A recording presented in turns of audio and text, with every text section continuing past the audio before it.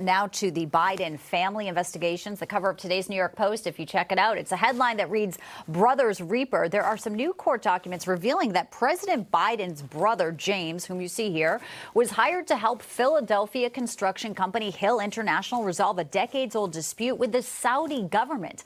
In the court filing, first obtained by the Daily Mail, the law firm Langford and Reed also claims that Hill International hired James Biden in 2011 when Joe Biden was vice president to negotiate a secret deal. In 2017, James Biden admitted to a private investigator that he was handling the company's business development and was assigned to help with their interests in Saudi Arabia.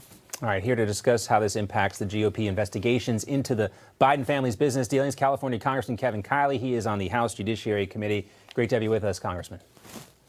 Great to be with you. Thanks.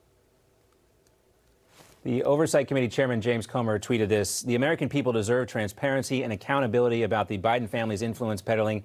He was on Newsmax emphasizing this point. Take a listen.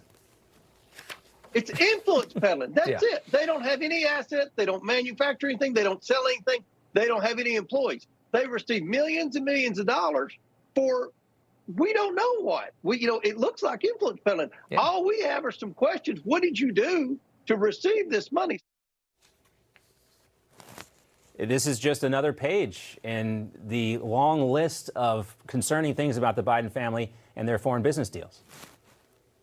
Well, that's right. And stories like this really speak to the distrust that I think so many people in our country have in our government in Washington, D.C., and increasingly this administration. And so, in this last election, the American people voted for change and voted for accountability. They voted for a new majority in the House of Representatives that has the capacity to conduct meaningful oversight, which was altogether neglected by Nancy Pelosi's Congress. And, this is a constitutional responsibility of Congress to provide oversight of the executive branch. And so we're starting to do that right now, very, in a very full and far-reaching way, in the way that the Constitution envisions the legislative branch overseeing the executive branch. And we're going to get the American people the answers that they deserve.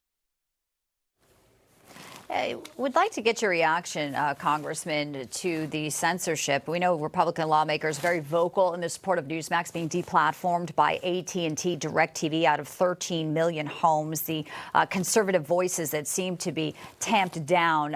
What is the latest there? We know that your colleague on the House Judiciary Committee, Andy Biggs, said this is how authoritarian government starts, and many of our viewers agree.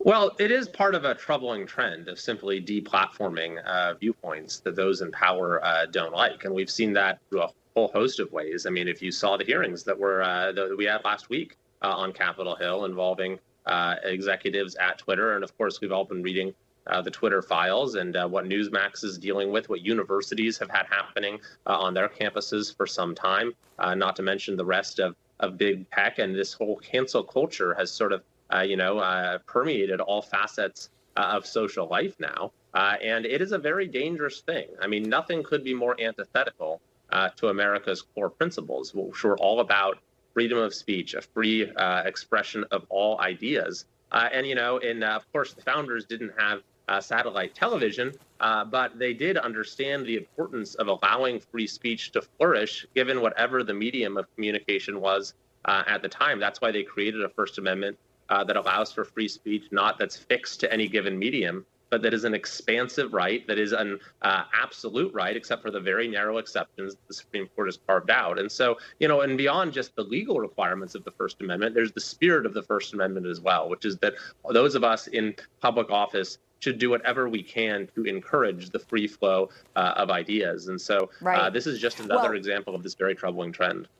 We know there's talk about, scheduling a hearing. I don't know if a date's been set yet, Congressman, but we're certainly looking forward to hearing more of what Congress is discussing as you talk about the wide range of potential censorship of conservative voices.